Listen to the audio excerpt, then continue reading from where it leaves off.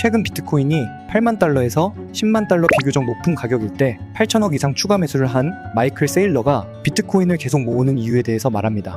Equity and the beauty of the network is it gets exponentially harder to acquire Bitcoin over time, and that's what makes the network secure and stable, and that's a good thing for all of us. Bitcoin has matured over 4 years, and that's a good thing. We used to have extremely highly levered, poorly capitalized companies driving the market, like the offshore exchange like FTX and Three Arrows and Terra Luna and the like. And the market has matured such that now you have large pools of more permanent capital like BlackRock's capital, IBIT or Fidelity or Wall Street. And that will create less volatility, lower drawdowns, but it will drive the price up.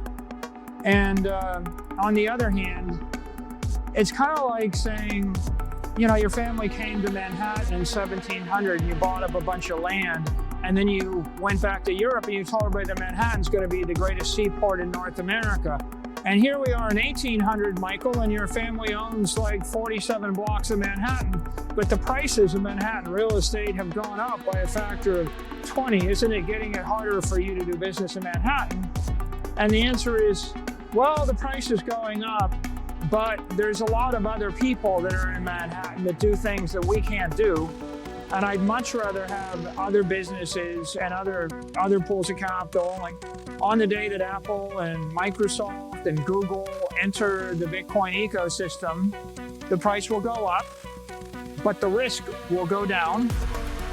And one of the interesting things about volatility is, like, if you look at the risk in the space, if you have something which is 10x over collateralized by Bitcoin and the volatility is 60,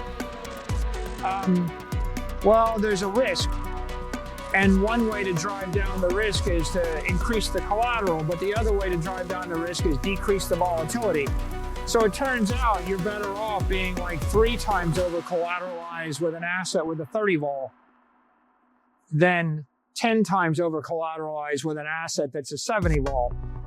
And so I think that's what's happening now. It's becoming more secure. It will be accepted by banks. It will.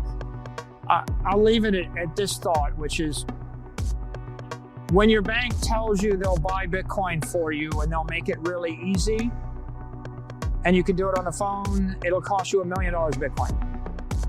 And when your bank calls you on the phone and says, you really ought to buy Bitcoin, it's a digital monetary alternative, and when they recommend it, it'll cost you $10 million of Bitcoin. And right now, no bank's going to recommend it, and they're not going to help you buy it, and you're going to have to jump through hoops, and you're going to feel really nervous about it, but you'll get to buy it around 100,000 or a little bit less than 100,000 of Bitcoin. And I think they're all three the same risk-reward proposition. And I bought it at 10,000. I'm buying it in billions of dollars of quantity at 100,000. I'll be buying it at $1 million. I'll be buying it at 10 million. And if you're back here interviewing me when it's 10 million a coin, and you're going to say, Michael, it all worked out, but Bitcoin's 1,000 times more expensive. And don't you feel bad that you convinced all these people to buy Bitcoin at 10 million a coin? I'm going to say, well, buddy, the entire ecosystem is much less risky now, and it's still the best investment option. I think it's still better than buying the S&P index. It's still better than buying a warehouse in Siberia. I'm going to keep buying it.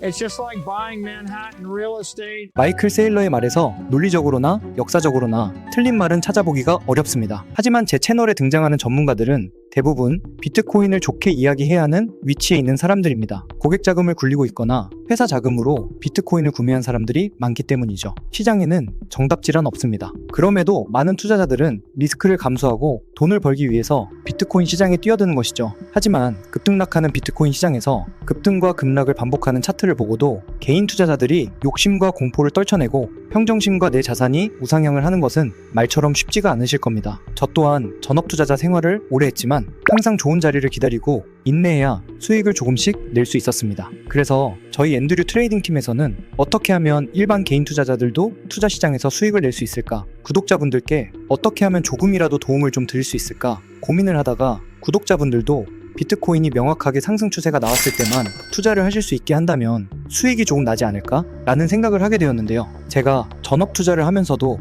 개발자로 오래 일을 했기 때문에 저도 써볼 겸 유료 결제를 해서 결국 만들었습니다. 바로 비트코인이 정말 신뢰할 수 있는 상승 추세인 건지 횡보인지 하락인지 알 수 있게 도움을 주는데요. 지금 보고 계시는 건 비트코인 차트인데요. 제가 빨간색 네모 박스로 표시해둔 곳을 보시면 주황색 61선과 파란색 121선이 교차하는 구간에서 추세가 변동되는 걸 보실 수 있습니다. 실제로 지금 비트코인은 최근에 61선과 121선이 데드크로스 하방 교차하면서 조정이 나오고 있는데요. 제가 운영 중인 앤드류 관점 채널에서는 보시다시피 2월 25일부터 제가 줄 곧 비트코인 하락 관점을 제가 말씀드리고 리스크 관리에 대해서 말씀을 드렸고 많은 분들이 도움을 받으셨습니다. 물론 데드크로스가 난다고 해서 무조건 하락하지도 상승하지도 않습니다. 저희 앤드류 트레이딩 팀에서 개발한 알파빗 지표는 약 8개의 고급 추세 기준과 트레이더들의 노하우를 담아서 차트가 상승할 확률이 높을 때 신호가 나오도록 개발을 하였습니다. 그 결과 저희 전문 트레이딩 팀 또한 판단에 도움받을 정도로 만족할 만한 놀라운 성과를 보였습니다. 시중에 유료로 팔 수 있을 정도로 가치 있는 지표이지만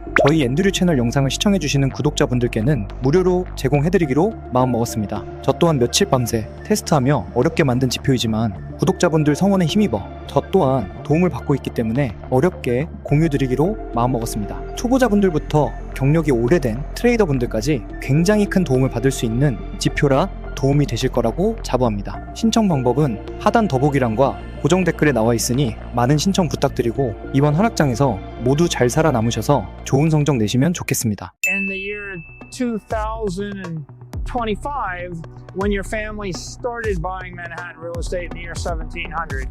Yeah, so BMAX is an ETF that launched about a week ago. And there's a whole one of the great use cases of Bitcoin is to put it in the middle of a capital structure of a publicly traded company. And if you have a publicly traded company, it causes your equity to be very volatile.